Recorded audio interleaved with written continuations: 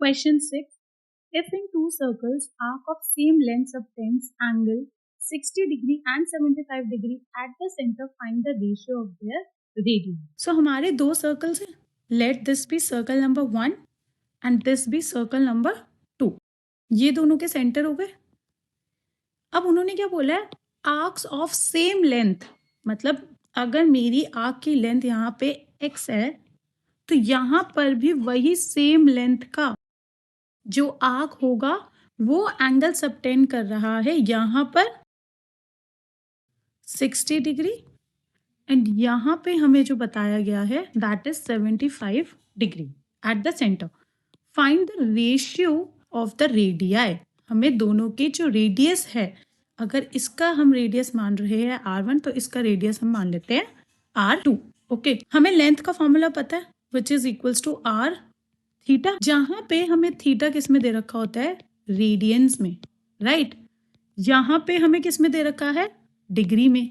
तो हम सबसे पहले थीटा को रेडियन में कन्वर्ट करेंगे. सो यहाँ पे जो 65 डिग्री है वो इक्वल होगा 65 into pi by 180 radians which can be written as 13 pi by 36 and here 75 degree can be written as 675 into pi by 180 radians. Therefore 15 pi by 36. Right. हमें दोनों के थीटा पता है रेडियन में, हमें फॉर्मूला पता है L is equals to R theta होता है, राइट. तो जो इसकी लेंथ ऑफ द आर्क है वो इसकी लेंथ के इक्वल है. जो L है वो इस वाली L के इक्वल है. L1 is equals to L2. Therefore हमें फॉर्मूला पता है L is equals to R theta. यहाँ पर अगर हम सर्कल 1 में लगाएंगे फॉर्मूला तो R1 theta 1 will equal to R2 theta 2. R1 हमें कितना दे रखा है नहीं पता हमें. थीटा 1 कितना दे रखा है हमें 13 pi by 36 and hair R2 हमें नहीं पता और यहाँ पे थीटा 2 कितना है 15 पाई बाय 36. अब हम इसको सॉल्व कर लेते हैं. R1 divided by R2 is equals to 15 pi by 36 और ये वाला जो हमारा फ्रैक्शन है वो तो जाके क्या हो जाएगा डिवाइड. तो हम इनटू में लिख सकते हैं 36 डिवाइडेड बाय 13 पाई. पाई से पाई कट हो गया, 36 से 36 कट हो गया. तो this will give us 15 by 13. So therefore उसने जो हमसे रेशियो ऑफ द रेडियाई पूछा है will be equal to 15 is to 13. Now question number 7. Find the angle and radian through which a pendulum swings if its length is 75 and the tip describes an arc of length 10 cm, 15 cm, 21 cm. These are the three parts.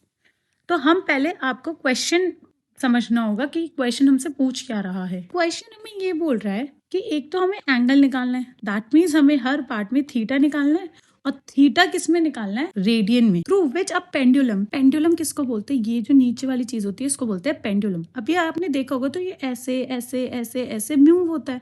अगर ये वाली जो tip है मैं ये यहाँ ले लूं, इसका मतलब ये जो लाइन है हमारी, तो हम एक रफ वो ले लेते हैं कि ये एक सर्कल है. अब पेंडुलम मूव कैसे कर रहा है? ऐसे जाता है और ऐसे जाता है. दैट मीन्स ये यहाँ पे मूव करते हुए कोई ना कोई तो आर्क बना ही रहा है. जैसे ये आर्क बनाएगा, राइट. यहाँ से यहाँ जाएगा फिर यहाँ से यहाँ जाएगा. तो ये जो आर्क बन रही है ना उसकी हमें लेंथ दे रखी है. आप क्वेश्चन पढ़ना. Through which a pendulum swings if its length is 75 centimetre. Pendulum की लेंथ कितनी है? 75 सेंटीमीटर. दैट मीन्स हमारा रेडियस कितना हो गया? 75 सेंटीमीटर. आगे क्वेश्चन में दे रखा है and the tip describes an arc of length. Arc जो बना रहा है उसकी लेंथ अब हमें हर क्वेश्चन में डिफरेंट दे रखी है. तो वो जो ये आर्क की लेंथ है उसको हम क्या बोल सकते हैं? हमें L दे रखा है हर क्वेश्चन में. फर्स्ट पार्ट में हमें L कितना दे रखा है? 10 सेंटीमीटर. थीटा हमें नहीं पता है और R हमें कितना दे रखा है? 75 centimetre. We know that L is equals to R theta. 10 radius is 75 and theta will be as it is. So theta will be equal to 10 by 75 radians. Second, हमें length कितनी दे रखी है? 15 centimeter. Therefore 15 centimeter will be the length of the arc. Radius हमें दे रखा है 75 centimeter. Theta हमें निकालना है. So theta will be equal to L by R which can be written as 15 by 75, 1 by 5 radians. Now the third part, radius हमें दे रखा है 75 centimetre, L हमें कितना दे रखा है 21 सेंटीमीटर. हमें क्या निकालना है theta. So L is equals to R into theta. L by R, which can be written as 21 by 75. 3 7s are 25. So it can be written as 7 by 25 radians. Okay.